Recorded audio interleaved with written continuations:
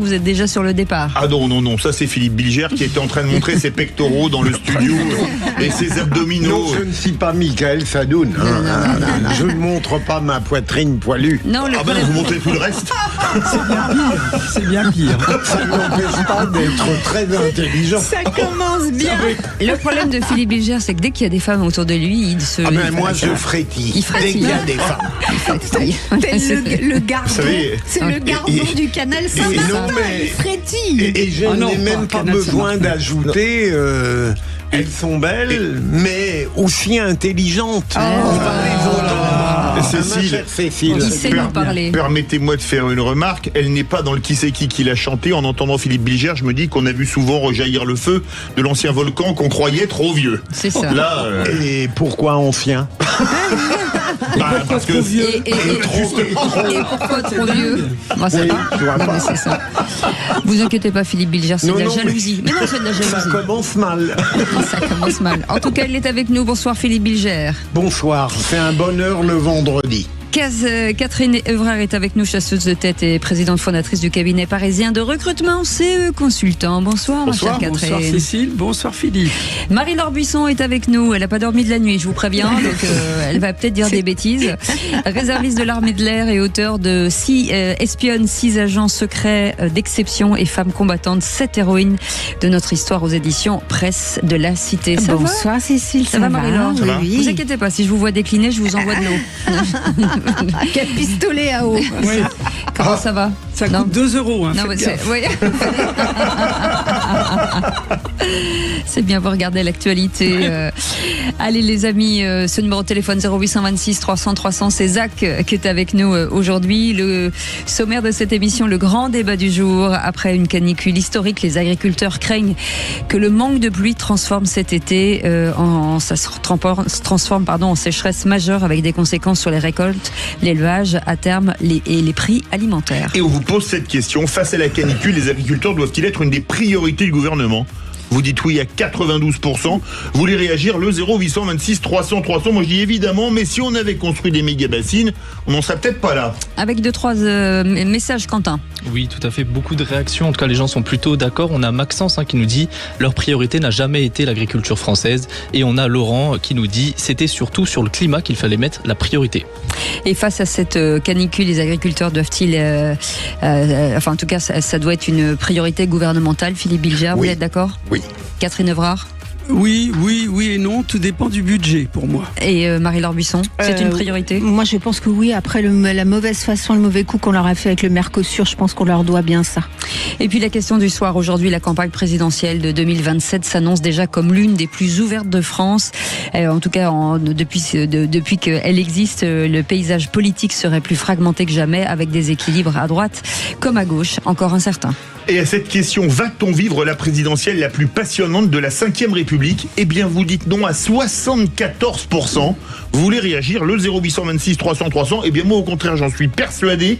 Tous les ingrédients sont là. Ce sera passionnant, Marie-Laure? Non, je crois que ce sera la plus violente de la 5e République. Catherine, ce sera passionnant? Non, moi je crois qu'on va beaucoup rire. Hein. On va oui. être en plein cirque. Hein. Et C'est déjà très passionnant en amont. Alors je devine ce que ce sera après. allez, le 0826 300 300, Paul est déjà avec nous de Razimet. Bonsoir Paul, bienvenue. Bonsoir. Bonsoir à vous tous. Merci de me donner la parole. Je vous en prie. Face à la canicule, les agriculteurs doivent-ils être une des priorités du gouvernement? Vous nous dites oui ou non? Un grand oui. Allez, un grand oui, on en parle dans un instant. Soyez les bienvenus, on est ensemble jusqu'à 19h. C'est la dernière, éclatez-vous. 0826 300 300 et Zach est avec nous. À tout de suite. 17h-20h, les vraies voix Sud Radio. Sud Radio. Ok, c'est pas grave. Philippe, vous préférez Philippe David ou Cécile Dominibus? Clairement, Cécile. Oui, d'accord. Et Catherine, vous préférez qui? Moi je suis un peu normande les deux. Ouais, c'est ça. Et Marie-Laure? Non, moi, laissez tomber Marie-Laure. Laissez tomber. C'est pas grave. Et nous voulions souhaiter ça. Et bon anniversaire à Karine qui est avec nous, une auditrice qui est là. Bravo, bon anniversaire. Et voilà. Comment ça va Karine, venez là 2 secondes. Venez 2 secondes avec nous. Venez 2 secondes avec moi à côté de nous là, puisque nous avons des auditrices qui viennent à l'antenne pour cette dernière. Bonjour Karine. Bonjour Cécile, bonjour tout le monde. Quel âge avez-vous Karine? Je dois le dire? Bah oui. Ah, 55. C'est un bébé. Excusez-moi, hors taxe ou TTC? Et donc nous sommes votre cadeau aujourd'hui. Voilà, c'est ça. C'est un peu ça, oui. J'ai une question à vous poser. Vous préférez Cécile de Ménibus ou Philippe David? Ça se pose pas comme question, ça. Allez vous asseoir. Allez, soyez les bienvenus tout de suite. Paul est avec nous et c'est le grand débat du jour. Selon le ministère de l'Agriculture, la canicule a provoqué des pertes colossales pour les cultures. 30% pour le maïs sur tout le territoire, 50% pour les jeunes pousses de carottes, 60% pour le houblon, 20% pour l'arboriculture.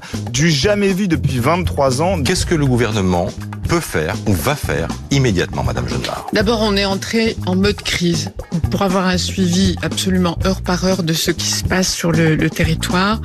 Je réunis cette semaine les assureurs pour que l'indemnisation soit très rapide. Les pertes agricoles provoquent d'abord un surcoût, une destruction des cultures, une baisse de la production. En conséquence, inflation inévitable.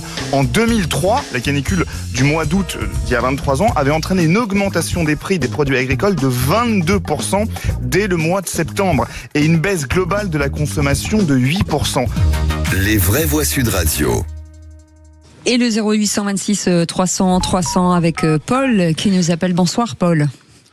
Bonsoir Cécile, bonsoir Philippe, les deux Philippe, bonsoir à vos invités. Joyeux anniversaire à Karine alors. Et ben voilà, très bien. Et cette question face à la canicule, les agriculteurs doivent-ils être une priorité du gouvernement selon vous? L'agriculture, c'est le contenu des assiettes, donc c'est très important de soutenir l'agriculture française pour avoir des produits de qualité tracés, qui sont contrôlés, parce qu'on est contrôlés nous tous les jours. Et si aujourd'hui l'agriculture française fait défaut, il va falloir importer encore plus. Donc quand on importe des produits qui sont souvent traités avec des molécules interdites en France. Il y a le coût environnemental parce qu'il y a du transport, il y a des camions frigorifiques. Ensuite, les produits importés, ça cotise pas dans les diverses instances sociales parce que nous, nos salariés, on les paye, mais il y a des cotisations sociales. Nos salariés font leur course en France, les salariés étrangers ne le font pas. Il y a tout ça qu'il faut prendre en compte. Et aujourd'hui, le drame qu'on a, c'est que l'État, il n'y a plus d'argent, soi-disant, pour les Français, pour la production, pour tout ça, il n'y a plus d'argent. On est capable d'envoyer des milliards à l'étranger, mais pour les Français, il n'y en a pas. Et le drame absolu, c'est qu'on n'a rien retenu. Quand on a eu le Covid, tout venait de Chine, on a eu des problèmes des ruptures de masques et autres. Là, si on a des ruptures dans l'alimentation, que les rayons sont vides, je ne sais pas quelle va être la réaction de la population, quoi. Donc il faut soutenir l'agriculture française. On a eu des crues énormes cet hiver. On ne peut pas stocker l'eau. Il n'y a qu'à Lot-et-Garonne qu'on stocke l'eau, parce que nous, en Lot-et-Garonne, on est un petit peu les derniers Gaulois, quoi. Hein. Mais c'est impossible, quoi. On a une administration qui est tatillonne. On a un État qui soi-disant nous aide, mais il nous faut des normes dans tous les sens. C'est très compliqué. Moi, je fais des fraises, on a un cahier de culture à remplir tous les jours. Tous les jours, je remplis ce que j'ai fait. On a ramassé là, tel endroit, le traitement que j'ai fait, le machin, le ci, là. Tout est comme ça. On garde des canards. Tous les matins, on marque ce qu'on fait. Le soir, on remarque ce qu'on fait.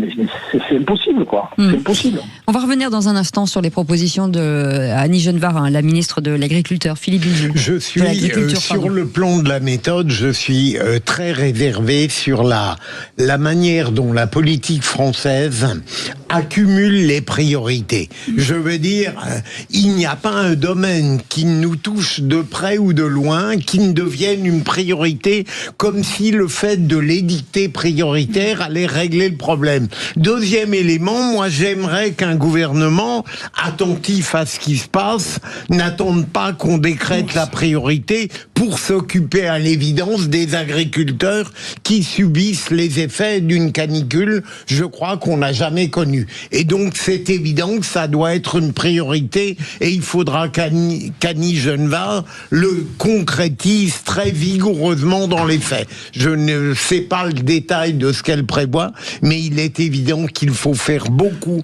pour les agriculteurs. Non mais notre ami Paul, pardon. Allez-y. Non mais notre ami Paul, je vais être très bref, met le doigt là où ça fait mal. Rappelez-vous les crues qu'il y a eu en vallée de Garonne l'hiver dernier. les gens avaient de l'eau jusqu'au premier étage de leur maison.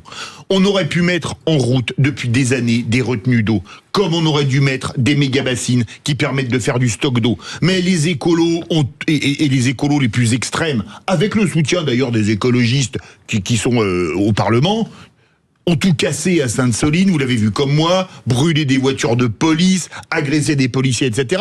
Et on a capitulé sur tout. Donc c'est génial, on a des moyens de se protéger, mais on les fait pas. Et après, il faut payer des impôts pour rattraper les choses qu'on aurait dû faire, mais qu'on n'a pas faites. Mais une fois de plus, on est chez les dingues. Catherine Evrard. Oui, le problème. Non, il faut absolument aider les agriculteurs parce que c'est le nerf de la guerre. Le problème, c'est que la France n'est pas un arbre Afrique. C'est ça le problème. Et aujourd'hui, on est tellement endetté que qui doit-on aider en premier? Comment ça se passe? Quels sont les budgets? Je ne sais pas si quelqu'un a une idée d'un budget, par exemple, pour que les agriculteurs soient heureux. Moi, je n'ai pas ce budget-là. Ça serait intéressant. C'est vrai qu'on entend tout et on ne sait jamais où on va. N'importe quoi. La tension sur l'eau, par exemple. Alors, je sais qu'il y a des propositions qui sont faites par la ministre.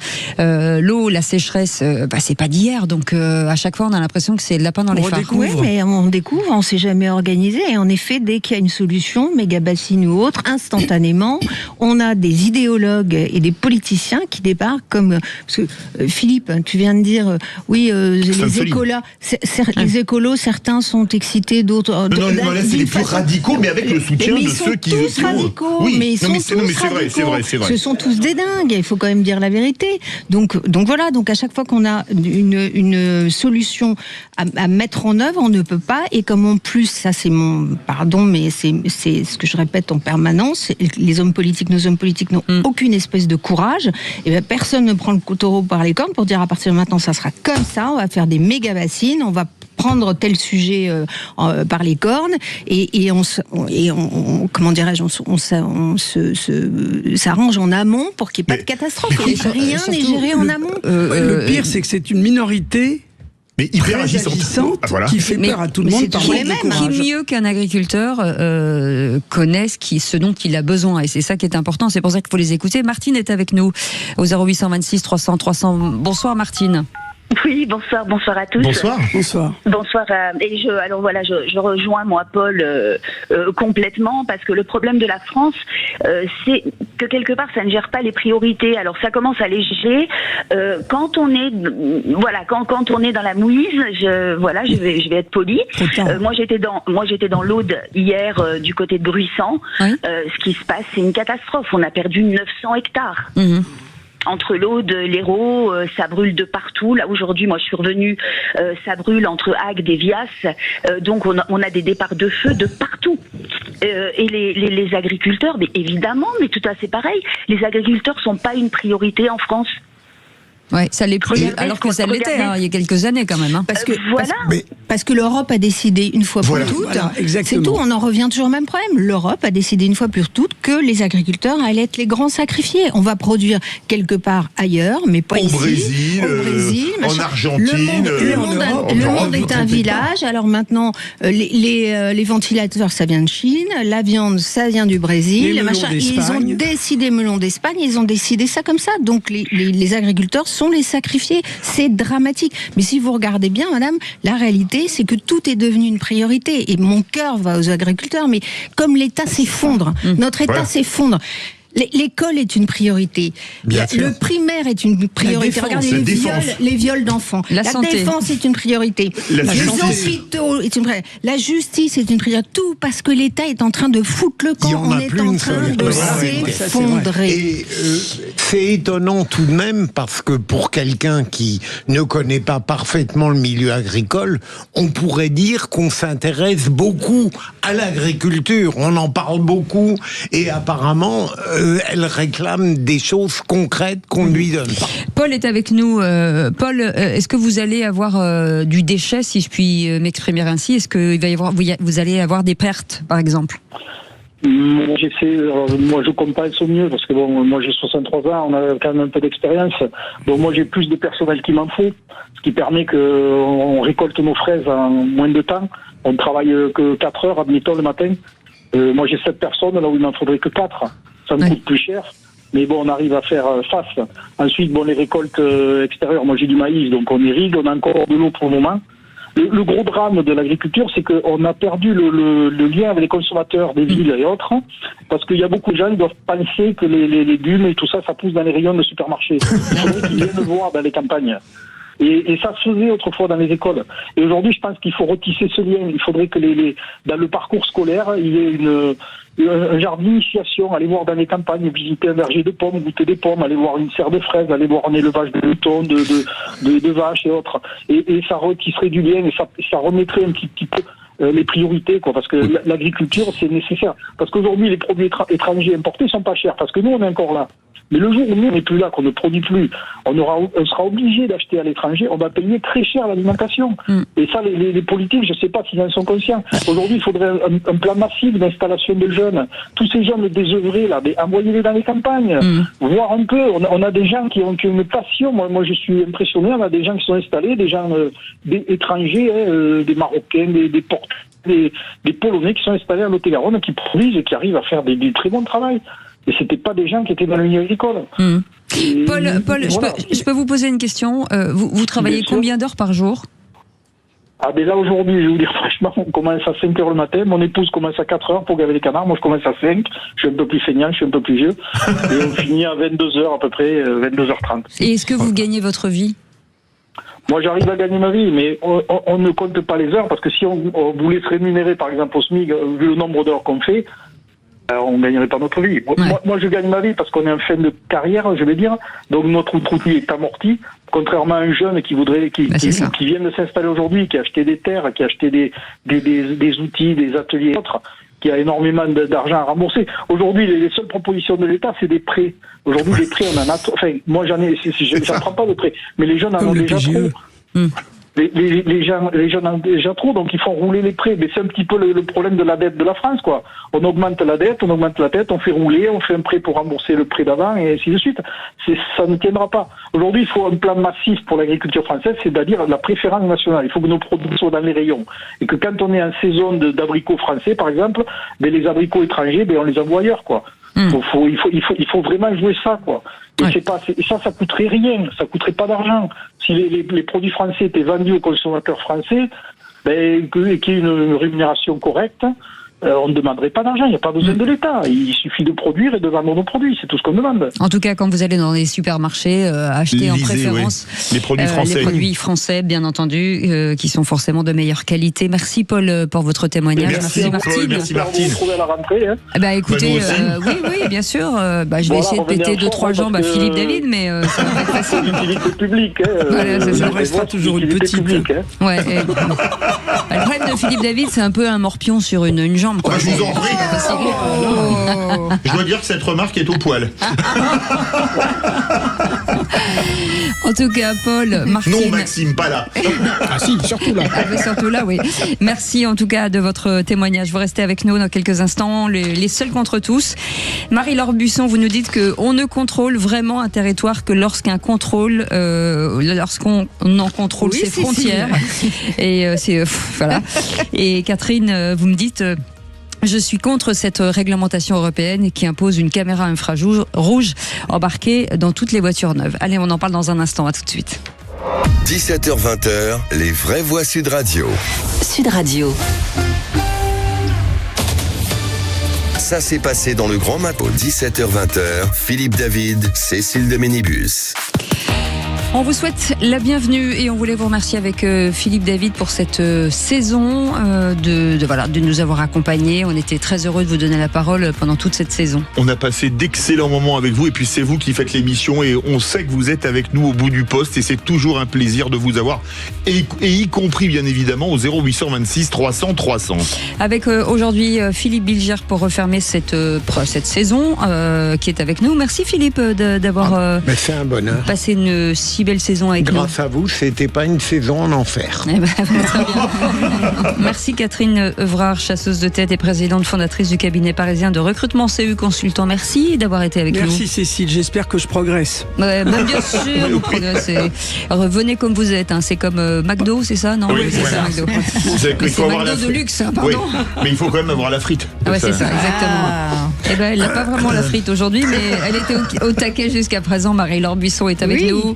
Bonsoir Cécile. Bonsoir, réserviste de l'armée de l'air et auteur de Espionne, 6 agents secrets d'exception et femmes combattantes, cette héroïne de notre histoire aux éditions Presse de la Cité. L'occasion peut-être de les lire pendant cet été, bien entendu. Et tout de suite, c'est les seuls contre tous. Les vraies voix Sud Radio, seuls contre tous. Marie-Laure Buisson, vous nous dites on ne contrôle vraiment un territoire que lorsqu'on en contrôle ses frontières.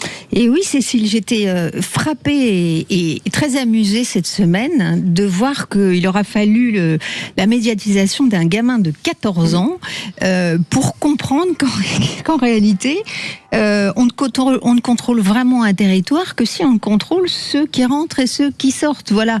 Et c'est un gamin de 14 ans qui s'appelle Hamza et qui est donc au canal Saint-Martin, qui d'ailleurs enquiquine le monde entier, qui en réalité vient de donner une leçon malgré lui à la France, qui est que tant qu'on n'a pas de frontières, on n'est personne. Et quand on installe des frontières, on est quelqu'un. On est le grand chaouche. Et nous, en France, on a tout supprimé. On a supprimé les frontières terrestres, naturellement, avec Schengen, les frontières douanières, les frontières commerciale avec le Mercosur, on parlait des agriculteurs, on a tout supprimé partout. Et en réalité, ce Hamza, je le trouve assez amusant, même si je suis pas sûre que je rigolerais beaucoup si j'habitais le quartier, mais il fait un peu dans le fond, ce qu'ont fait les Iraniens, les gardiens de la Révolution. Je m'amuse en voyant on les laisse faire. Le canal Saint-Martin, c'est un petit peu son détroit d'Ormuz à lui. Voilà. Il est le gardien de la Révolution du coin. Il autorise avec un péage qui a le droit de passer, qui n'a pas le droit de passer. Et puis il a des proxys. Alors les gardiens de la Révolution, ce sont les Houthis, comme chacun le sait, et puis le Hezbollah. Et lui, il a ses proxys qui sont les grands frères, qui sont pas loin. Et puis dès que quelqu'un vient enquiquiner, en l'occurrence la police, Hamza, les proxys arrivent et disent attention, faut pas toucher aux petits.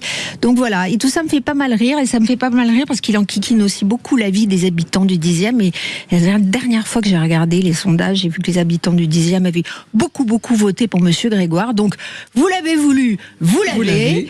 Hamza est là, il vous enquiquine et j'espère qu'il va faire baisser le prix du mètre carré dans le coin.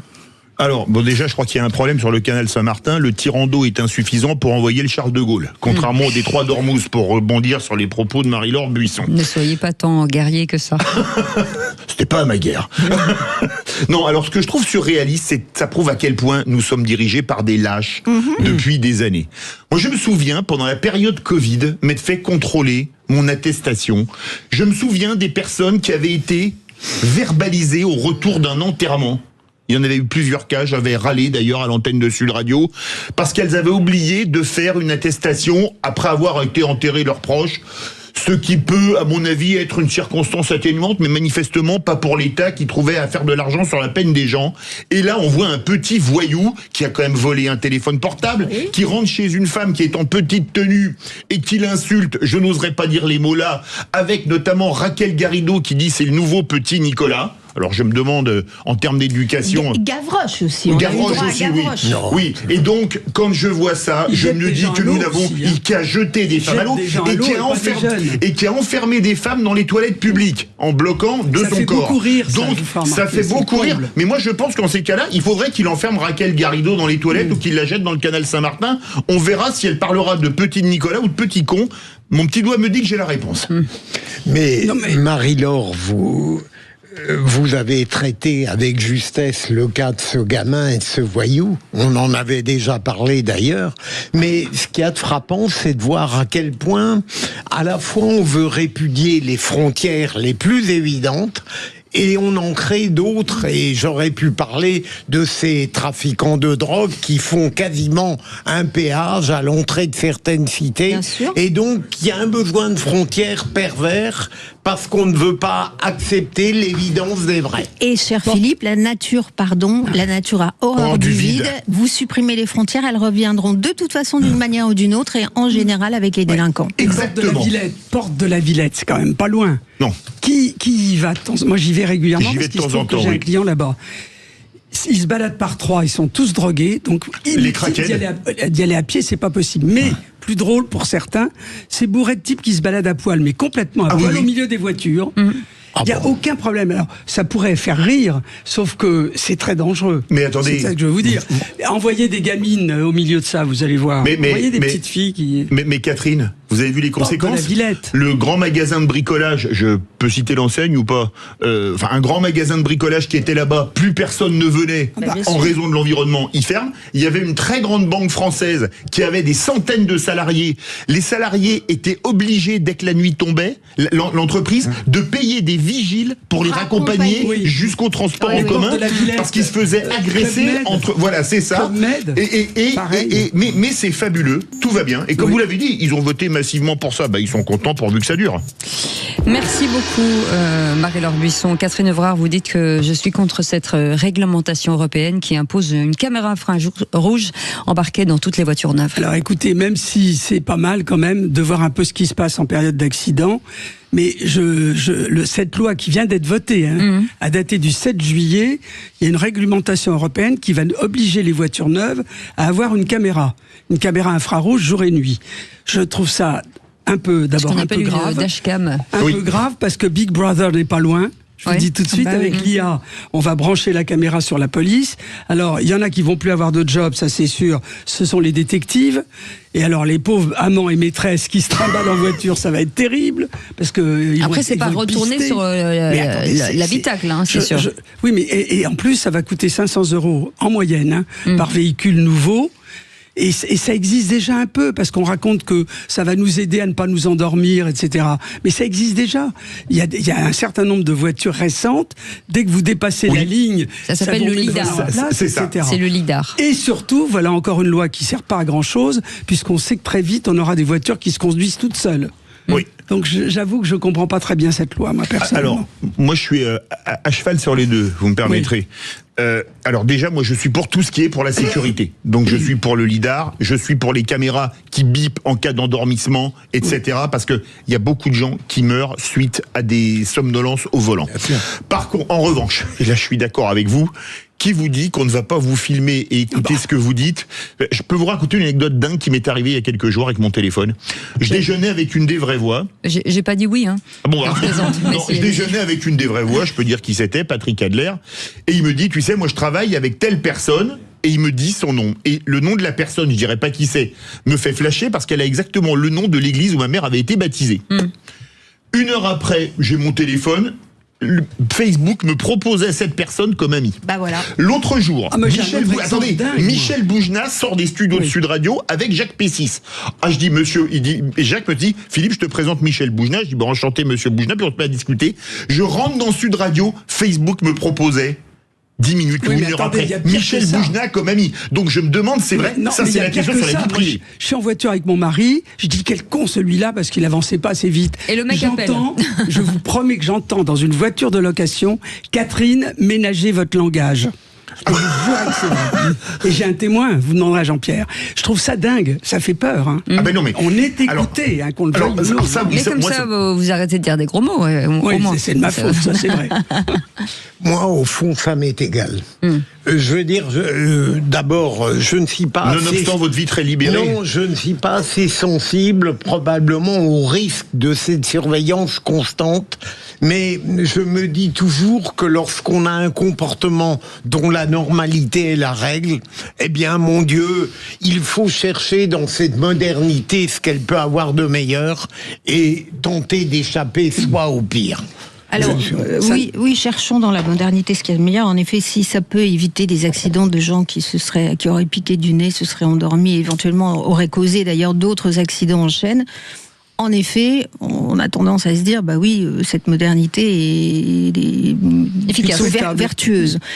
Mais quand même, là où je vais dans votre sens, après vous avoir un peu contré, c'est que c'est petit à petit, on s'aperçoit que tous les pans de la vie sont grignotés et qu'on va terminer comme en Chine, avec un permis de bonne conduite, on saura ce qu'on a dit, ce qu'on a fait, à quel moment on a cligné de l'œil. C'est vraiment terrorisant. Et ça n'arrêtera toujours pas, ça ne s'arrêtera pas. Excusez-moi de vous couper la parole, les graves accidents à l'heure actuelle, comme la drogue. C'est la drogue quand même. Et l'alcool. Alors c'est l'endormissement, la drogue, l'alcool, etc. Oui, mais ça va pas arrêter. Désolé. Mais moi, je sais pas, en 1,5 million ou 2 millions de kilomètres, j'ai soufflé 3 fois dans un ballon par les forces de l'ordre. 3 fois. Et je trouve, j'étais les 3 fois négatif. Et je le dis, je trouve que, je vous en prie, je trouve que c'est beaucoup trop peu. Oui, beaucoup trop peu. Alors que des flashs pour des 5 à l'heure trop vite, là j'en ai pris. Et puis des prunes pour mauvaise blague, vous en avez. Hein. Ça vous a coûté cher. Évidemment, il y a une personne qui me balance en permanence à la police C'est et qui moi. en plus... Non, J'allais dire qu'elle était en plus officière de police et de gendarmerie, donc... voilà, c'est moi. Faites gaffe, vous êtes entouré entre l'armée, la police et la gendarmerie. Et il peut rien vous arriver. Je vais crier à Marie-Laure Buisson, à moi la Légion. C'est ça. Et dans un instant, l'info en plus, avec près de 8700 hectares qui auraient brûlé, dont 2200 mercredi. On va en parler avec Éric Brocardi, qui est le porte-parole de la Fédération nationale des sapeurs-pompiers dans un instant. Soyez les bienvenus. 17h-20h, les vraies voix Sud Radio. Cécile de Ménibus. Soyez les bienvenus et autour de cette table, Philippe Bilger est avec nous, Catherine Evrard, Marie-Laure Buisson et Philippe David bien entendu, et vous au 0826 300 300. Nous sommes ensemble jusqu'à 19h pour cette dernière, et tout de suite c'est l'info en plus. Les vraies voix Sud Radio. Et près de 7000 départs de feu ont été recensés depuis le début de la saison. On va en parler avec Éric Brocardi, porte-parole de la Fédération nationale des sapeurs-pompiers. Éric Brocardi, bonsoir, merci d'avoir accepté notre invitation. Merci à vous, surtout de m'inviter pour parler justement des sujets d'actualité, notamment de la prévention. Alors voilà, on en parlait, la situation est-elle encore sous contrôle? Est-ce qu'elle est sous contrôle aujourd'hui? Ça continue de brûler? Écoutez, c'est vrai qu'aujourd'hui, on est sur un sujet très tendu sur le territoire national et notamment sur la partie pourtour méditerranéen, parce que tous les indicateurs montrent le risque de feu de forêt prégnant, plus particulièrement sur le pourtour méditerranéen, où vous l'avez évoqué, des feux sont effectivement été très actifs hier. Aujourd'hui, nous sommes toujours dans des phases d'observation et de maîtrise de ce type de sinistre qui nous arrive, parce qu'on est sur un sujet d'humilité par rapport à ce type d'incendie, compte tenu des conditions à la fois météorologiques et aéronautiques, parce qu'on doit parfaire aujourd'hui, dans certaines situations, une reconnaissance globale des sinistres sur l'ensemble des feux qui sont situés sur le pourtour méditerranéen, et en plus, on doit faire en sorte que les sapeurs-pompiers puissent être relayés sur le territoire. Donc il y a toute une agilité de la part des casernes de pouvoir procéder à des relèves de personnel. On est dans une situation extrêmement tendue sur le plan GRH, donc de la richesse humaine. Comment on va pouvoir essayer de pouvoir remplacer très rapidement le personnel, et en même temps sur des actions de reconnaissance, des actions de noyage pour déclarer dans quelques jours, on l'espère, des feux éteints. La saison démarre donc très tôt cette année. Est-ce qu'il faut s'attendre au pire pour le mois d'août ? La saison commence très tôt, on n'est même pas encore en période estivale, en période de vacances même, de vacances estivales, je dirais même plus. Et c'est vrai que c'est tendu d'un point de vue richesse humaine. Pourquoi ? Parce que 80% de nos effectifs sont des sapeurs-pompiers volontaires. Quand ce sont des départements comme l'Aude qui sont touchés, c'est 2500 sapeurs-pompiers volontaires, 250 sapeurs-pompiers professionnels.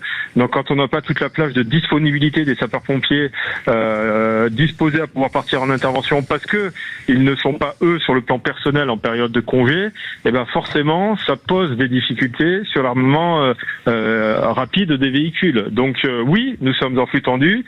Si nous continuons sur ce rythme, nous risquons à un moment donné de tirer un petit peu trop sur la corde, et donc forcément il va y avoir un impact à terme et de la fatigue qui peuvent intervenir. Alors j'en profite pour vous dire que, en tout cas pour ceux qui nous écoutent, qu'il y a une grande campagne justement de mobilisation pour dire, si vous voulez être pompier, c'est le moment de vous engager. Exactement, c'est sur le site pompier.fr, vous avez la possibilité de vous renseigner, de connaître les critères pour devenir sapeur-pompier volontaire comme sapeur-pompier professionnel, et il y a une carte interactive qui vous permet, en fonction de là où vous habitez, de choisir le service départemental d'incendie et de secours où vous pouvez directement poser une candidature ou demander des renseignements. Ce site est là pour ça. Ce site est là aussi pour vous expliquer globalement toute la possibilité, on va dire, toute la hiérarchisation pour devenir et s'engager en tant que sapeur-pompier volontaire. Au-delà de ça, il est effectivement aujourd'hui très important de signaler que la Fédération nationale des sapeurs-pompiers de France, avec les buralistes Alcom, l'Entente Valabre et la Fondation Vinci, nous lançons des campagnes de prévention contre la lutte des incendies, directement en distribuant des cendriers de poche sur les étapes du Tour de France, sur des aires d'autoroute. Donc tout cela aujourd'hui va nous permettre d'appuyer sur le curseur de la prévention auprès du grand public, parce que c'est la prévention qui coûte le moins cher et qui, à notre sens, est très efficace, parce qu'il faut continuer à éduquer le concitoyen au risque. Et quels sont les bons réflexes pour un habitant ou un vacancier qui serait menacé par le feu ? Quand il est menacé directement par le feu, c'est déjà d'écouter strictement les consignes des autorités. Les autorités, c'est par délégation les pouvoirs la police municipale, la police nationale, la gendarmerie, l'ordre aussi des sapeurs-pompiers, qui en fonction vont décider si oui ou non ils vont pouvoir évacuer ou rester confinés s'il y a un feu qui s'approche. Bien entendu, si tout le monde, pendant la saison hivernale, a fait ce qu'on appelle les obligations légales de débroussaillement, le risque est plus ou moins écarté dans ce domaine-là, alors très grandement écarté. On s'aperçoit, dès lors que le feu est passé, que les seuls îlots verts restants debout, ce sont toutes les maisons dont le débroussaillage a été fait dans un rayon de 50 mètres autour de la maison. Donc vous voyez que nous essayons, au travers de la défense extérieure contre les incendies, de pouvoir essayer d'accompagner et d'appliquer ce genre de méthode-là avec nos collègues de l'Office national des forêts pour permettre de passer un été en tranquillité, parce qu'on sait que les incendies malheureusement peuvent se déclencher malheureusement dû à l'activité humaine, on l'a dit 9 sur 10, mais peuvent aussi se déclencher malheureusement naturellement, avec parfois des impacts de foudre et des orages, parce que vous le savez, en période de forte chaleur, les foudres et les orages sont bien plus fréquents que d'habitude. On avait parlé ces dernières années des problèmes du nombre d'avions bombardiers d'eau, etc. Est-ce que la situation s'est améliorée dans les dotations de nos pompiers ? Il est vrai qu'aujourd'hui, les commandes supplémentaires d'avions bombardiers d'eau peuvent donner un souffle, on va dire. Mais ce sont des investissements qu'on verra sur le long terme. C'est pas comme si vous achetiez un véhicule de tourisme et que vous auriez un garage et que forcément la voiture vous l'avez 4 ou 5 mois. C'est sûr. C'est beaucoup plus complexe. Ce que l'on peut noter aujourd'hui, c'est qu'il y a effectivement des initiatives qu'il faut porter sur le plan national, un peu comme le programme en fait Choose France, mais qu'on aille vraiment jusqu'au bout du système en expliquant qu'aujourd'hui des sociétés comme Inaero, Kepler portent en France des sujets de construction aéronautique en termes de lutte contre les incendies. Cela veut dire qu'on espère le plus vite possible, et la Fédération nationale des pompiers de France et son président Jean-Paul Bossand ont porté des lettres de soutien, nous, associations, fédérations, pour permettre de voir plus facilement éclore ce type d'entreprise, afin à ce que demain on soit souverain et qu'on ne dépende plus de l'outre-Atlantique. Merci beaucoup Éric Brocardi, et bien entendu, comme les commerçants, les agriculteurs, les pompiers, pour nous c'est très important. Porte-parole de la Fédération nationale des sapeurs-pompiers, merci beaucoup et merci pour le travail de tous ces pompiers professionnels ou volontaire. Voilà, je vais y arriver. Et tout de suite, Patrick Sébastien est avec nous. Les vraies voix Sud Radio. Bonsoir Patrick Sébastien. Bonsoir les garçons et les filles. Bonsoir Patrick. Bonsoir Patrick. Alors direction Malmort. Malmort, c'est juste à côté de Brive pour un festival ce soir, qui est ce soir et demain. C'est la 5e édition de Festi Malmort avec un programme absolument génial. Bah ouais, je joue à la maison, quoi. Je l'avais fait déjà il y a 2 ans. Et ce soir, il y a moi, puis il y a plein de monde. Il y a la SketchUp, il y a Helmut Fritz, il y a voilà, je sais plus tous tellement. Il y a Zouk Machine. Ah oui. Amine. Zouk Machine, Michel Tombola. Et demain soir, je crois qu'il y a Maë, Kassav. Absolument. Kassav, il est formidable. Il y a Maë, Kassav, Magic System, etc. Un très très beau programme. Bah, surtout, je joue à la maison. Tu sais, moi, je suis en train de construire mon cabaret. Juste à côté, à 2 km. Hein. Oui. Le cabaret est ouvert au mois d'octobre, entre Malmort et la Chapelle-au-Gros, là, c'est à 10 km de Brive. Et je suis à la maison, quoi. Puis en plus, le maire de Malmort est un mec formidable, qui fait bouger sa ville d'une manière incroyable. D'ailleurs, je crois que le 12 juillet, il y a un départ du Tour de France à Malmort. Oui. Voilà. Oui, absolument. On a la carte du Tour dans le studio. C'est fabuleux. Patrick, tu as beaucoup d'années derrière toi de spectacles. Ces festivals, ça rappelle les années 70, les tournées d'été de Clo-Clo, de Johnny, etc. Et est-ce que c'est pas ça qu'on fait revivre, cet esprit qu'on aime tant en France et sur Sud Radio? Moi, je vais le faire revivre dans mon cabaret, déjà, parce que je prépare un spectacle de transformistes, il y aura plein de choses comme ça. Mais moi, là, j'écume le pays, ça fait plus de 50 ans que je fais ça. Hein. Là, je fais un showcase avec 4 danseuses et un DJ qui s'appelle DJ Fanou, et je leur fais tous mes tubes à moi, c'est-à-dire les sardines, les serviettes, etc. Et au milieu, Et au milieu, je leur fais un pot pourri justement des chansons des années 80. Et ça chante, ils chantent plus que moi. Hein. Donc, tu sais, j'ai bientôt 73 ans, donc je me demande ce que je fais encore sur scène. Mais c'est un vrai bonheur parce que dans le public, en plus, ce qui est le plus étonnant, c'est qu'il y a énormément de gamins de la jeune génération qui s'éclatent sur les chansons des années 80, justement. Et vous auriez pu chanter Ma pauvre Cécile, j'ai 73 ans. Ma pauvre Cécile, comment vas-tu, ma Cécile? Ça va, mon Patrick, on est ravis de t'avoir en ligne. En tout cas, je t'adore, ma chérie. J'aurai toujours un souvenir merveilleux de toi dans les années bonheur. Absolument. Quand Lama avait chanté L'enfant d'un autre et que ça t'avait énormément touché. Absolument. C'était un grand moment. En tout cas, merci encore de m'avoir invité plusieurs fois à ces moments de choix absolu. On a adoré.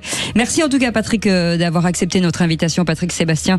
Et je vous conseille d'aller voir cette 5e édition de Festi Malmort. C'est ce week-end avec aujourd'hui et demain. Aujourd'hui et oui. Voilà, exactement. À très bientôt, Patrick Sébastien. Merci beaucoup. Et dans un instant, la question du soir, va-t-on vivre la présidentielle la plus passionnante de la 5e République? Et pour l'instant, vous dites... Et non à 73%. Et pourquoi? Venez nous le dire au 0826 300 300. On fait une petite pause et on revient dans un instant. On est ensemble jusqu'à 19h. 17h-20h, les vraies voix Sud Radio. Sud Radio. Parlons vrai. Dernière émission de la saison avec Philippe Bilger autour de nous. Ça va, mon Philippe? Très bien, ma Cécile. Il est content, il a 3 femmes autour de lui avec Catherine Lebras. Je suis content, ça change tout. Et pourtant, c'est moi qui l'arrête pas de regarder. Il prend ses désirs pour des réalités. C'est une pour façon... donner le change. C'est une façon de vous dire rentrez chez vous, Philippe David. Marie-Laure Buisson est avec nous. Je suis ravie. Bah, nous aussi, on est ravis de vous avoir. Le 0826 300 300, c'est Zach qui nous accompagne aujourd'hui. Et tout de suite, c'est la question du soir. Les vraies voix Sud Radio. Le coup de gueule de Philippe David. Ah oui. Pourquoi vous me dites que c'est la question du soir? Quelle mauvaise foi, ce Philippe David. Comme d'habitude, je vais remettre le clocher au milieu du village, un grand village, puisqu'il s'agit d'Internet. Pourquoi Internet? Parce qu'une pétition qui a été postée hier m'a fait éclater de rire. Une pétition qui a dépassé le cap des 50 000 signatures. Mais à quoi est consacrée cette pétition, au point d'avoir un tel succès? Demander la généralisation des méga-bassines pour aider nos agriculteurs à arroser leurs champs en cas de canicule. Demander un référendum sur un sujet grave, au sujet duquel les Français voudraient avoir la parole. Pas du tout.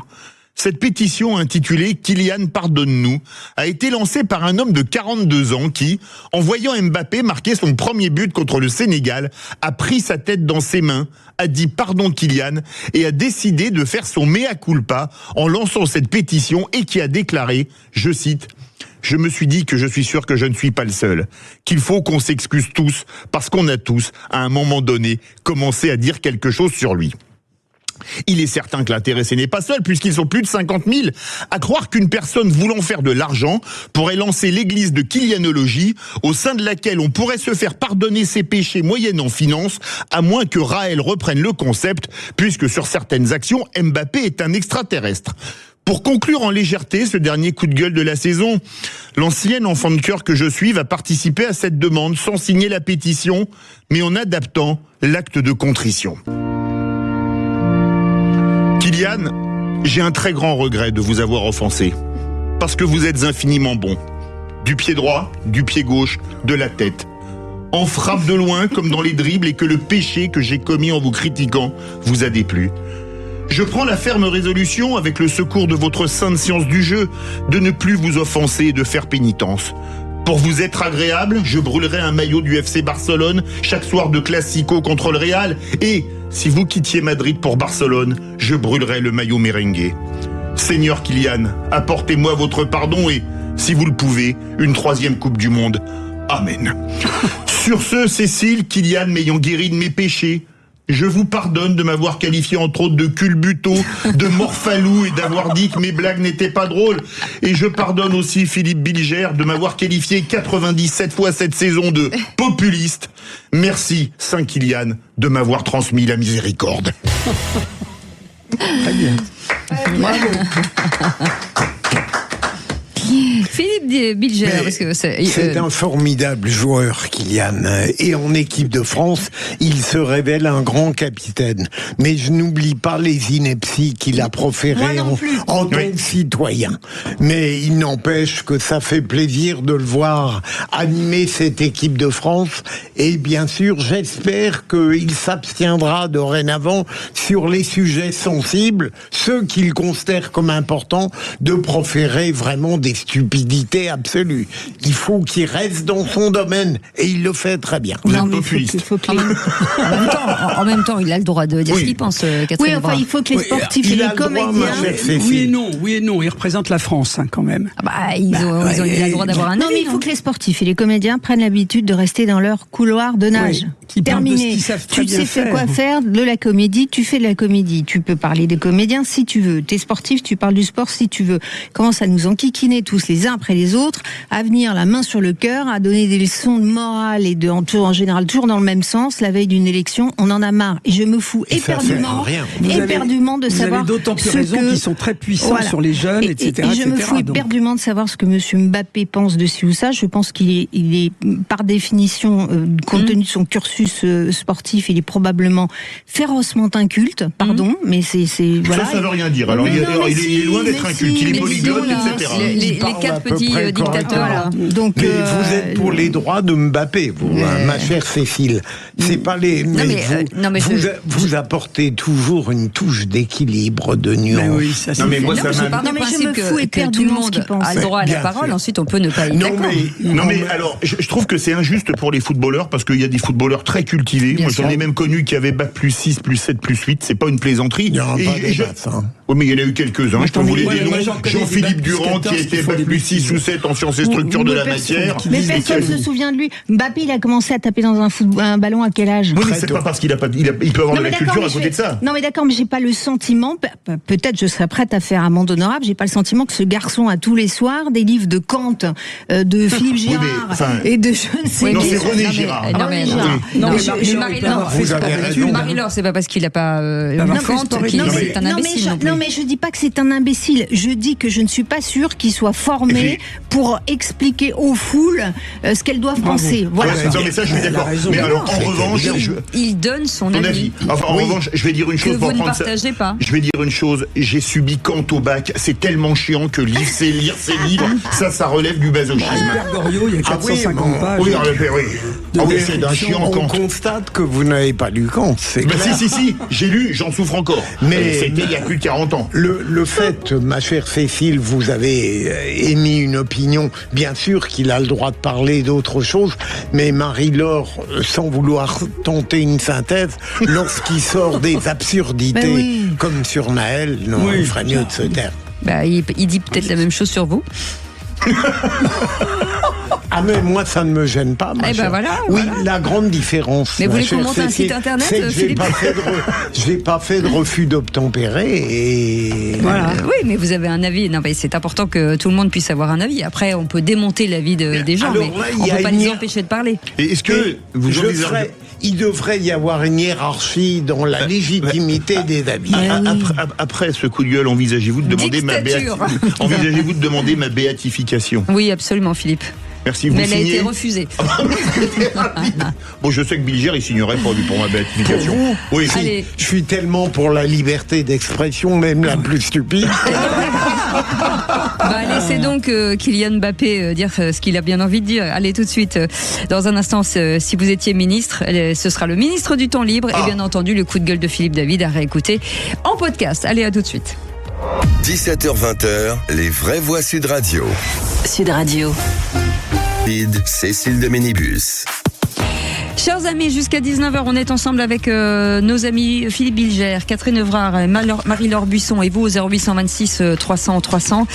Et comme tous les jours, on va nommer un ministre. Les vraies voix Sud Radio, si j'étais ministre. Qu'est-ce que je vais devenir ? Je suis ministre, je ne sais rien faire. Et Lionel est avec nous, monsieur le ministre, j'ai envie de dire. Bonsoir, monsieur le ministre. Vous êtes ministre du temps libre. C'est ça. Bonsoir à toutes les Bonsoir. On est ravis de vous accueillir avec vos 3 propositions pour notre Parlement autour de cette table Sud Radio. Alors écoutez, je pense que vous êtes une bande d'irresponsables de m'avoir nommé à ce ministère. Sûrement. Sait, de toute façon. Donc moi, étant donné que je suis quand même quelqu'un de beaucoup plus responsable que vous, la première et seule décision que je vais prendre, c'est de immédiatement dissoudre ce ministère. D'accord. Sympa. Voilà, je vais l'enlever de l'équation absolument tout de suite, et je vais virer tous les attachés parlementaires qui ont dû être attachés à ce ministère. D'accord. Ça fera des économies, rerouter tout l'argent vers la recherche et vers le travail. Voilà, et puis moi je vais prendre mon Audi A8 G7 Taxi G7 et puis je vais aller travailler en fait, parce que je pense que ce ministère en fait n'a ni lieu d'être et puis c'est vraiment une aberration quoi. Donc c'est tout à fait hors de question qu'il y ait un ministère du temps libre. La France doit se relever, et je pense que en tant qu'homme responsable et ancien ministre donc de ce ministère, je pense que la première des responsabilités, c'est de le supprimer immédiatement. Voilà. Alors donc vous vous auto-virez, ça c'est bien. Je m'auto-vire. Il y a eu un ou deux ministres dans l'histoire de la fin de la République qui l'ont fait. François Missoff considérait que sa tâche était terminée, mais j'allais proposer à notre ami ministre de le faire, et il devance mon désir. C'est remarquable. Bravo. Catherine, moi je voudrais monter un ministère du temps plein. Voilà. Ça me ferait plaisir fou. Vous savez quoi, c'est exactement ça. Alors vous avez raison, cher ami. Moi j'en vire les 3/4, on en prend 2 ou 3 très professionnels, puis plutôt marrants, parce que le rire ça aide, et on fait le temps plein, et on voit ce que ça donne. Ouais. Marie-Laure Buisson, le temps libre. Non, mais moi ça me rappelle les années Mitterrand. C'est 81. Oui, c'est ça. C'était invraisemblable. On a vu ce que ça a donné par la suite. C'est dramatique. J'entendais le jour un économiste disant que la France travaillait pas assez, et que si on n'avait pas eu les 35 heures et la retraite à 60 ans, on aurait 1000 milliards de dettes en moins. 1000 milliards. Oui, colossal. Non mais c'est un vrai sujet. Mais avoir un ministère pour expliquer aux gens comment s'amuser, c'est ça qui est bon. Non mais est-ce que le ministère du temps plein sera un travail à temps partiel? Ah voilà, ça commence à se compliquer. Ah il faut bien répondre, monsieur le ministre, je vous pose la question, même si vous êtes auto-dissous façon puzzle. Ouais, je veux dire un truc. Oui. En France concrètement, au-delà de la blague de ce ministère du temps libre, je pense que ce qu'il faudrait, c'est surtout complètement déplafonner les heures de travail possibles. Vous savez, moi, depuis que je suis jeune, j'ai toujours envie de bosser beaucoup plus que ce que la loi m'autorisait. C'est-à-dire qu'en France, c'est 42 heures. 48 avec la réglementation européenne. Oui, 48 heures. Vous avez pas le droit de travailler plus de 48 heures. Mais moi, aujourd'hui, j'ai ma société, je fais 80 heures. Est-ce que je suis mort? Non. Est-ce que ma vie va bien? Oui. Donc à un moment donné, en fait, un ministère de la liberté, vous voyez, foutez la paix. Ah oui. Ceux qui ont envie de bosser, bossez. Éclatez-vous, faites des heures, faites 2 jobs si vous en avez envie, mais faites ce que vous voulez. Et en fait, on est trop régenté, on est trop contrôlé, on a l'impression d'être dans un machin soviétique là. Moi, je suis désolé, mais si j'ai envie de faire plus de 50 heures, plus de 60 heures semaine, c'est mon problème. Ça, c'est dans la mesure où je paye derrière impôts, taxes et tout ce que vous voulez, on devrait me foutre la paix. Hein. On devrait pas être là à me dire non, parce que 48 heures, vous comprenez, après si vous êtes fatigué, si vous avez mal au dos et machin. Mais putain, à un moment donné, je fais ce que je veux en fait, c'est ma vie et je fais ce que je veux. Et c'est un peu compliqué ça en France. Les entrepreneurs font ce qu'ils veulent quand même. dans les TPE, etc., les PME. Encore heureux. Moi, je suis pas un perdreau de l'année. Je travaille beaucoup comme vous, cher monsieur.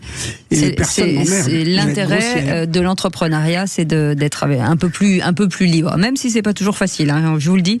En tant qu'entrepreneur aussi, c'est pas évident. En tout cas, merci, monsieur le ministre. Merci à vous. Et vous comptez vous présenter au présidentiel ou pas? Parce que ça nous intéresse. Tout à fait. Et du coup, je vais en virer beaucoup plus. Ah ouais, d'accord. Je vote pour vous, moi. Afuera. Marie-Laure Buisson est prête à prendre un ministère chez vous. Voilà. Ouais, je mettrai des vraies voix parce que vous êtes bien cinglés quand même. Et je pense que ça peut marcher. Moi, je prends le temps libre. Ouais. Merci en tout cas, monsieur l'ex-ministre. Merci en tout cas d'avoir joué le jeu. Et tout de suite, c'est qui l'a chanté? Non, ça, j'aime pas ça. Ah. Les vraies voix Sud Radio, le quiz de l'actu. Qui c'est qui l'a chanté? Toi et moi, amoureux, autant ne plus y penser. On s'était vu, on s'était plus à y croire, mais c'est déjà une vieille histoire. Un énorme tube de 1973. Dave. Non, pas du tout. Non, faut trouver un homme. Voilà. Comment? Le Normand. Non, pas du tout. Ah non, un tube dansant. Clo-Clo. Oui, mais quelle chanson? Bon, pas de bonne réponse, on met la musique. Je t'envoie, je reviens. Et ça revient, c'est fait de... Ah, mais j'ai pas entendu. J'ai dit je t'envoie, je reviens. Ça se chante, ça se... Les chansons populaires. Non mais c'est vrai, presque. C'est 1 point pour vous. On vous met un point, on est généreux. Elle est indulgente, Cécile, ce soir. Vous êtes vraiment sympa, on voit que c'est la fin. Tout qui lâche. Qui c'est qui l'a chanté 10 ans de chaîne sans voir le jour, c'était ma Johnny. en même temps. Fini pour moi. Gabriel. Mon image dans tes yeux. 10 ans de chaîne. C'est ça. Qui c'est qui l'a chanté? On y voit encore autant d'Egel et de Cramwell au rythme des pluies et du soleil, au pas des chevaux. Facile. Non, c'est facile. Karine l'a eu immédiatement. Ou pas des chevaux? Oui, on y vit encore autant des Gaëls. Michel Sardou. Laquelle? Le Connemara. Voilà, bonne réponse. Bravo. Non. Je suis d'origine irlandaise. Si, on doit la voir, les lacs du Connemara. Elle était dans la liste. Au Connemara. Vous savez, c'est loin l'Irlande, faut qu'il arrive. On sait tout le prix de la guerre. Là-bas.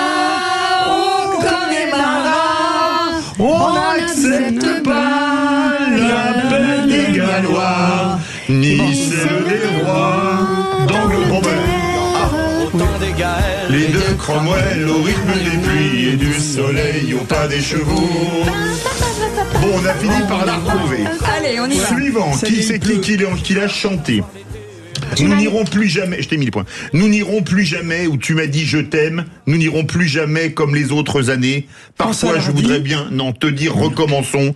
Mais c'est Dave. Non, mais je perds le courage, sachant que tu diras non. Un énorme tube, voilà. C'est qui? Bah oui. 1965-66, ça se passe sur les 2 années. Adamo? Non, pas du tout. Non.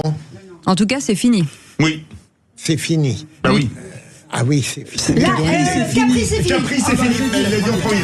Hervé Villard. Oui, c'est fini. Bravo. Que c'était la vie de mon premier amour. Non. C'est Dans 5 fini. minutes, on a ma cabane. Je ne crois pas que j'y Je tournerai un jour. Qui c'est qui l'a chanté? J'ai bientôt 17 ans, un cœur tout neuf et des yeux d'ange. Toi, tu en as 18, mais tu en fais 19. C'est ça la chance. Alors, même époque, une chanteuse française mythique, star internationale. Sheila. Bonne réponse, Sheila. Qu'est-ce qu'elle est bonne. Mais elle est trop bonne. La cloche a sonné. Qui c'est qui l'a chanté? Là, c'est dans les années 70. Toutes les nuits, j'effeuille les fleurs du mal, je mets mes mains partout, je suis comme un bambin, je m'aperçois qu'en amour, je n'y connaissais rien. On en a parlé il y a 5 minutes. Oui. Enfin, il y a une demi-heure. Ouais. Il a un nom d'animal. D'animal. Facile. Toutes les nuits. Lama. Bah oui. Oh oui. Les petites femmes de Pigalle. Trop bonne. J'étais sûr que Philippe Bilger prendrait les petites femmes de Pigalle, malheureusement. Paroles comme ça, et pourtant j'adore la main. M'aperçois qu'en amour, je n'y connaissais rien. Les petites femmes de Pigalle, tous les marins. Qui c'est qui l'a chanté? Moi qui n'ai connu toute ma vie que le ciel du Nord, j'aimerais débarbouiller ce gris en vibrant en virant de bord. Ah bah c'est Bah oui, c'est lui. Aznavour. Bonne réponse de Philippe Bilger. Emmenez-moi au bout de la terre, emmenez-moi au pays des merveilles. Il me semble que la misère serait moins pénible au sommeil. Qui c'est qui l'a chanté? Vous, mes amis, soyez gentils, vous savez bien que l'on n'y rien. Non. Même Paris crève d'ennui, toutes ces rues me tuent. Un tube planétaire repris par Elvis Presley sous le titre What Now My Love. Mais c'est My Way. Mais non, What Now My Love. C'est Toutes ces rues me tuent. Mais oui. C'est quand même... À Toulouse, quand on fait la bise à quelqu'un, on dit viens, je vais te faire un. Beko. Voilà, bonne réponse. Oh oui, mais alors là. Écoutez ça. Là, on est complètement dans les choux. Et maintenant, les amis, et maintenant. Ah bah celle-là, et maintenant, tube planétaire. Allez, merci beaucoup. Qui c'est qui a gagné? Écoutez, Marie-Laure Buisson, 5 points. 2 points pour Catherine Evrard, 2 points pour Philippe Bilger. Alors, il y aurait eu la suivante, il avait le point parce qu'il y avait Jean-Jacques Goldman et Céline Dion. Oh, j'adore. Je l'avais gardé pour la fin pour vous faire On marrer. peut la chanter.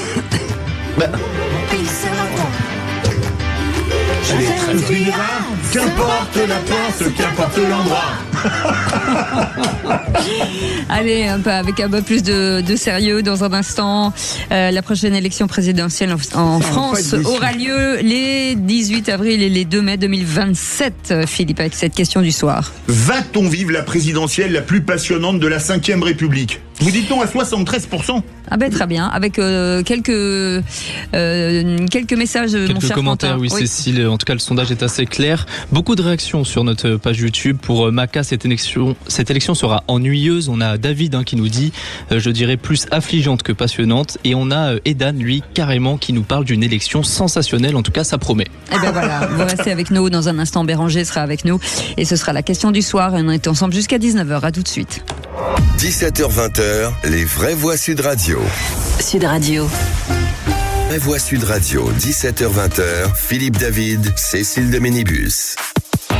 Et pour cette dernière émission, on ne vous le dit jamais assez. Merci en tout cas de votre fidélité. Vous êtes de plus en plus nombreux à écouter Sud Radio, toute la grille bien entendu, les vraies voix en particulier, avec Philippe David. On vous remercie sincèrement. Philippe Bilger est avec nous aujourd'hui, Catherine Evrard et Marie-Laure Buisson pour notre plus grand plaisir. Et on reviendra sur cette question aujourd'hui. La campagne présidentielle de 2027 s'annonce déjà comme l'une des plus ouvertes que la France ait connue, avec cette question du soir. Philippe. Va-t-on vivre la présidentielle la plus passionnante de la 5e République?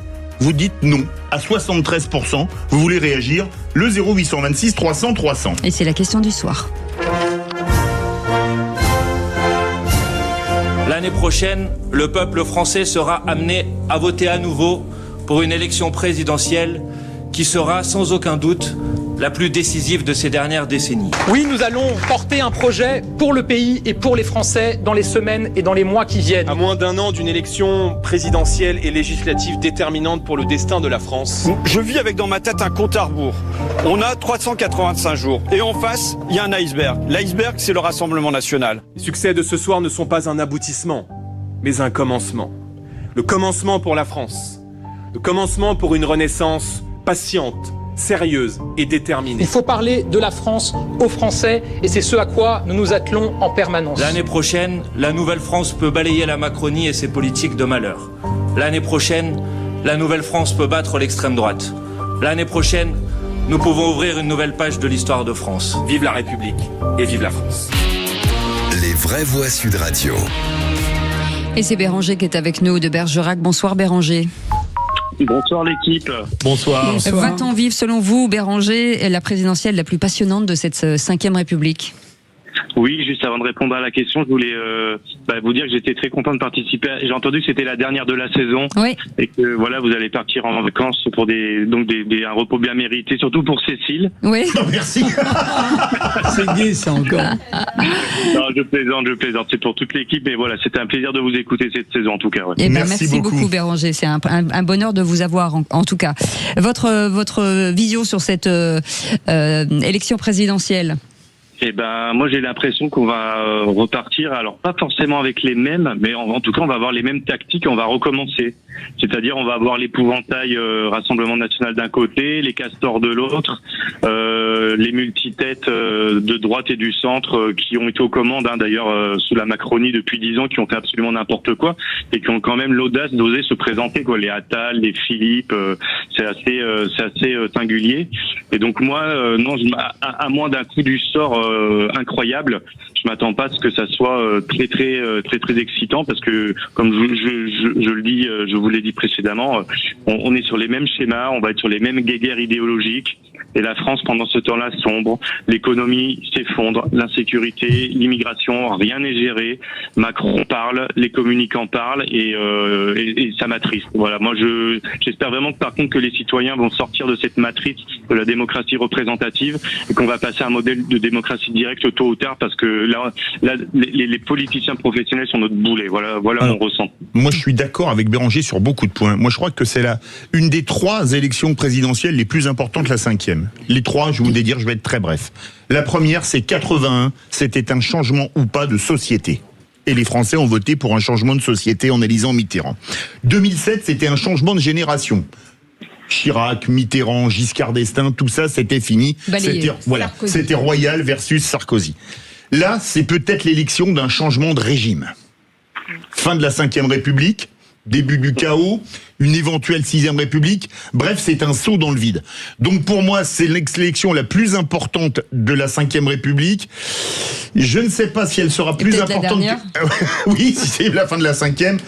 Plus importante que 2007 sans aucun doute, parce que ça va beaucoup plus loin qu'un changement de génération. Plus importante que 1981, l'avenir nous le dira. Philippe Bilger. En fait, tout dépend de ce qu'on appelle par passionnante. Je suis persuadé qu'elle va être passionnante, mais ce ne sera pas la plus profonde, dans la mesure où il est évident que les programmes vont compter beaucoup moins que les jeux politiciens. Mais pourquoi va-t-elle susciter un désir considérable? D'abord parce que l'échéance de 2027 est désirée par tous les Français, sans exception.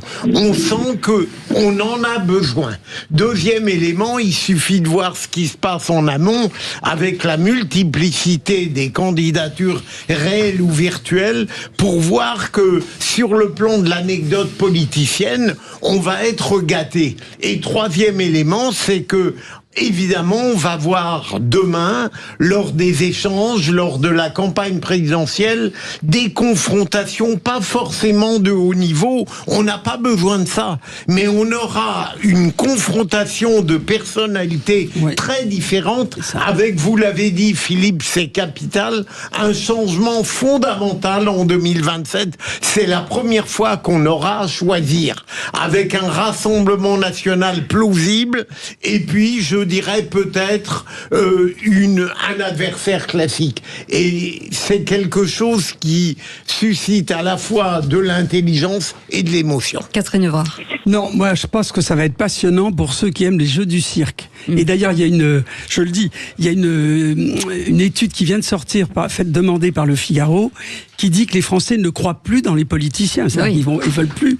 Non, mais ça va loin. Ils ne veulent plus élire de politiciens. Alors on va élire quoi ? Ça va être dingue, cette histoire. Et en prime, je pense qu'on peut être très étonné quand même.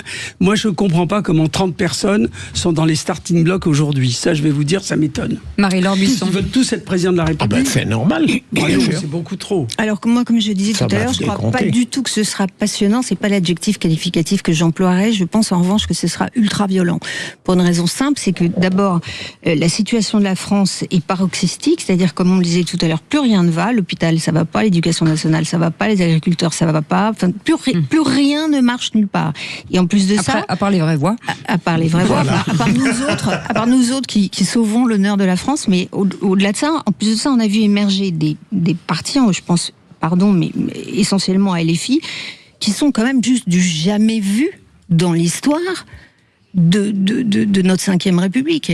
C'est-à-dire que vous regardez les CV des députés qui sont à l'Assemblée, mais dans les années 70, vous regardiez les CV des députés, c'était plus ou moins, l'Assemblée était plus ou moins l'annexe de l'Académie française. Aujourd'hui, quand vous regardez très à gauche, l'Assemblée est quand même l'annexe du point de deal de la gare du Nord, pour certains. Oui, et pour certains, bien sûr. On n'entend personne d'autre, on entend que... ce sont des gens qui tiennent des propos qui flirtent souvent avec l'antisémitisme, qui sont ultra violents, qui sont capables d'aller se recueillir sur la tombe de types qui ont organisé des attentats à Munich.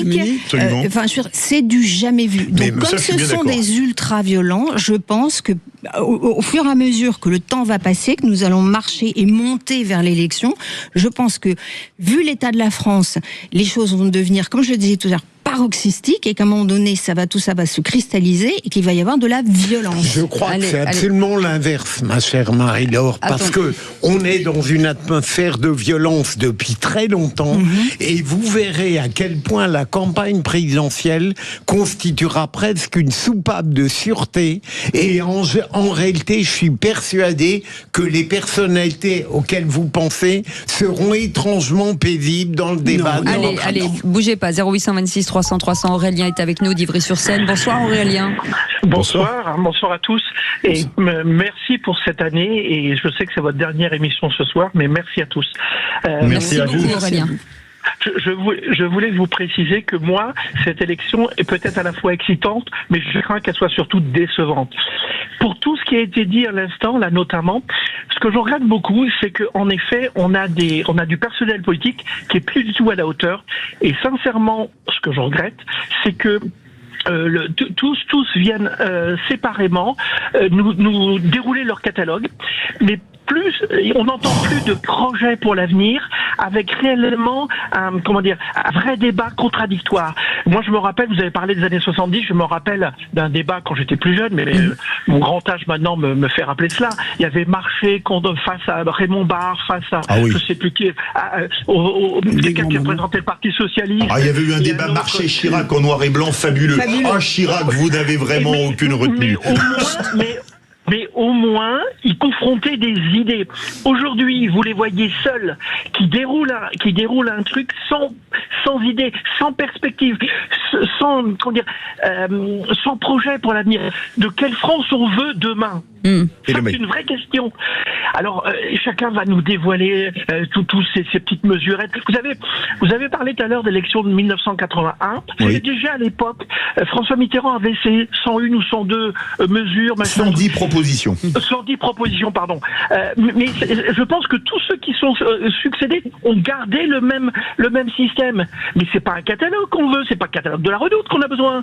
C'est vraiment une vraie perspective de société. Qu'est-ce qu'on veut donner? Est-ce qu'on veut remettre un peu de responsabilité dans toutes les strates de la France? Est-ce qu'on veut redonner? Moi, je suis chef d'entreprise. Ce qu'on a besoin, c'est des gens qui soient entrepreneurs, parce que la richesse, elle n'est pas créée par l'État, excusez-moi, elle est quand même créée par les entreprises, créer de l'emploi. Mais tout ça, c'est... Enfin bon, excusez-moi, je me suis un peu emballé. Non mais allez-y, Aurélien. Je suis à 3000% d'accord avec Aurélien. Ce qu'on attend, c'est qu'un homme, une femme donne un cap. Mais pour ça, il faut être une femme et un homme d'État. Et désolé, personnellement, j'en vois pas beaucoup au portillon. Et Béranger, les mots de la fin, peut-être. Christine Lagarde, qui a annoncé hier ou aujourd'hui qu'elle allait peut-être se réintéresser à la chose... voilà qui est enthousiasmant. Comme aurait dit Philippe Séguin, chouette. Non. Béranger, s'il vous plaît, au 0826 300 300. Le mot de la fin, peut-être, Béranger. Oui. Écoutez, c'est vrai que Philippe Bilger vient de faire un trait d'humour, mais quand on entend des vieux canassons, on a quand même eu des Barnier, on a eu des Bayrou, la Macronie avait promis le renouveau, le futur, la Startup Nation. Enfin, tout a été saccagé en deux quinquennats. Tout a été saccagé. Ce pays a été saccagé. Et vraiment, s'il y a des gens qui ont le cœur à voter centriste, LR, etc., tous ceux qui ont participé au saccage de ces 10 dernières années, je ne sais pas comment vous pouvez faire pour vous endormir tranquillement sur vos deux oreilles. Donc, il faut que les citoyens de ce pays réfléchissent vraiment et qu'il se passe quelque chose d'autre. Et comme l'a dit Philippe tout à l'heure, il faut un changement de régime parce que ça c'est plus possible. Alors, j'ai pas dit que je voulais un changement de régime. J'ai dit que je voyais 81 comme un changement de société, 2007 comme un changement de génération et que je craignais que 2027 se termine en changement de régime. J'ai pas dit que je le souhaitais pour remettre le clocher au milieu du village. Alors, est-ce que les personnalités seront plus fortes que les programmes, ou est-ce que les programmes seront plus forts que les personnalités? Il y a une crainte. En tout cas, mais c'est clair. Voilà, il y a une crainte, c'est quoi qu'il arrive, il y a un parti qui cassera tout. Ça, faut pas vous tromper. Eh bien, vous savez quoi? On verra bien. Oui. Voilà. Et puis merci, en tout cas Aurélien, merci Béranger, vous restez avec nous, on fait une petite pause. Et je crains le pire. Je crains le pire dans un instant. Parce que l'équipe des Vraies Voix nous a préparé un best-of de la saison. Je sais pas pourquoi, j'ai l'impression qu'on va prendre cher, Philippe David. Alexandre Delovan me l'a dit à la fin de son émission de voyance, je vois pour Cécile et toi quelque chose de terrible aux alentours de 18h45. Moi, je pense que c'est plutôt sur vous, Philippe David. Parce que moi, il n'y a rien à dire. Allez, à tout de suite. Sud Radio. Parlons vrai. 17h-20h, Philippe David, Cécile de Ménibus. Et pour cette dernière de la saison avec Philippe David et autour de nous Philippe Bilger, Catherine Evrard et Marie-Laure Buisson, je crois que on a remercié tous les jours cette équipe de leur travail, de leur bienveillance, de tout ça. Et ben j'ai peur qu'on regrette Philippe David. Oui, c'est toujours bienveillant. C'est bien sûr. Alors, qu'est-ce qu'on fait ? Ben écoutez, on vous a préparé un petit quelque chose. D'habitude, à cette heure-là, c'est la phrase du jour. Oui, c'est la phrase du jour. Là, Nana nous a préparé quelque chose. Attention. Alors, Antonin. Qu'est-ce qu'on fait? Ben non, mais ce qu'on fait, c'est que chaque soir, moi, je vous écoute et je vous regarde attentivement. Et il y a quelques blagues de Philippe qui m'ont un peu heurté. Donc je me suis dit, à un moment, je vais les mettre de côté. Ah oui. Et puis après, on va faire un petit best-of, un petit melting pot. Oui, Donc rien de bien méchant. Ça va être très drôle. Philippe, je pense. Joyeux Noël, Philippe. Donc il y a une version audio que j'ai préparée avec Maxime. Ouais. Et on aura une petite version vidéo qu'on va garder pour nous. Voilà. Parce qu'il y a eu quelques blagues qui étaient assez visuelles. Donc, il y a du dossier, il y a du dossier. Allez, on écoute. Sincèrement, je suis entourée de beaux garçons. Bienvenue sur Sud Radio, il est 19h. Sud Radio. On y voit encore des hommes d'ailleurs venus chercher le repos de l'âme. Et pour le cœur, un coup de meilleur. Dès qu'il y a un bout de kiki, Philippe Bilger est au taquet. C'est Bruno Pomar qui m'excite. J'adore me travestir, c'est pas des blagues. Hein. Non, ouais. Je serais un petit penchant pour Philippe Bilger, mais bon. Et Sophie est avec nous au 0826 300 300 de Béziers. Pardon. Oui, pardon. Excusez-moi. Bonjour, jolie blonde. Ah, merci, monsieur le ministre. On voit que monsieur a du goût. Ce serait pas un peu coquin, cochon, non? Ah, vous allez voir. Mais ça peut rapporter beaucoup. Léchez-vous les lèvres pour moi. Et j'ai besoin d'être aimé, en fait. Non, mais... Je mérite d'être aimé. Plus fort. Je mérite d'être aimé. J'ai besoin d'être aimé, moi. Ok, je vais faire mon coming out. Non, mais sous cet aspect hyper brut que j'ai, je suis un mec hyper sensible. Ah bon, c'est vrai. Oh putain, j'ai rien compris. Qu'est-ce que t'as dit? Je dis tant que l'impensable peut être le quotidien, tout peut être arrivé. Mais c'est philosophique comme émission. Moi, j'ai crié hippie pourra. Moi, demain, je l'andouille. Comment ça va, René Chiche? Bah écoutez, très bien. Moi, je suis ravi d'être là. Oui. J'étais un petit peu pressé parce que je passais à la pharmacie. On s'en fout. René Chiche. Ils sont chauds. Pour un branleur, c'est bien d'être là. Attendez, j'enlève mes lunettes parce que je crois que j'ai pas bien entendu. Gracious King, long live our noble. Je crois qu'il fait un AVC après quelqu'un. Oh non. Vous avez quel âge, Ludovic? 51 comme le pastis. D'accord. Il est époustouflant aux œufs. Je vous ai qualifié d'intellectuel, essayez de le démontrer. J'en ai marre. J'en peux plus, mais moi je vous l'ai mise. Je vais vous prendre tous les trois. Il disait attention, ça va zaïr. Oh non. Monsieur, j'ai une question à vous poser. Non, on n'a plus le temps. Après 19h, vous retrouverez Philippe David et Jean-Louis Bourneau. Non, François Louis. J'ai dit quoi? Jean-Louis. Jean-Louis Borloo, j'ai dit. C'est sûr que ça belge, c'est pas l'autre. Hein. Attendez, là, on va jouer au C'est qui qu'il a dit. Vous allez vous prendre ce que vous allez prendre. Est-ce que quelqu'un peut dire ce titre correctement? C'est qui l'a dit? Non. Qui c'est qui l'a dit? Qui c'est qui l'a dit? C'est incroyable. Ça fait 6 ans. C'est qui? C'est qui qui l'a dit? C'est qui l'a dit? Là, maintenant, vous allez pouvoir vous engueuler. Et bravo. Bravo. Merci beaucoup Antonin, merci beaucoup. Et c'est l'occasion pour nous en tout cas de remercier notre équipe. Merci beaucoup Quentin. Merci beaucoup forcément Maxime, c'est notre réalisateur. Qui fait tous ces excellents jingles. Voilà, c'est ça. Bon, j'apprécie beaucoup moins quand il met point. Vous savez, je sais pas comment ça... Vous savez, point, ça fait ça. Ouais. Quand il trouve que mes vannes ne sont pas assez spirituelles parce qu'il ne les a pas comprises. Trop régulier à mon goût, malheureusement.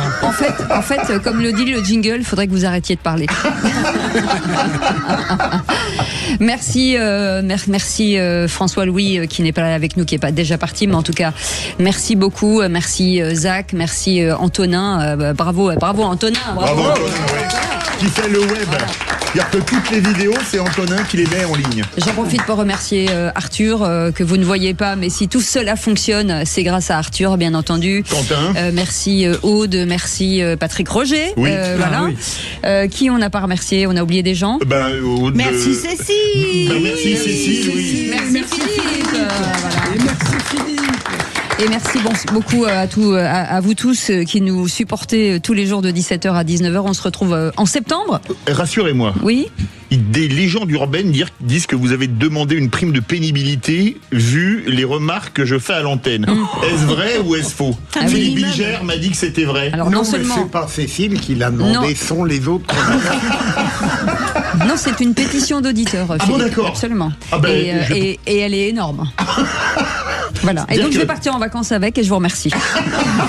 Donc on revient mais on me coupera le micro, c'est ça? Non, parce qu'à chaque fois ça me rapporte de l'argent.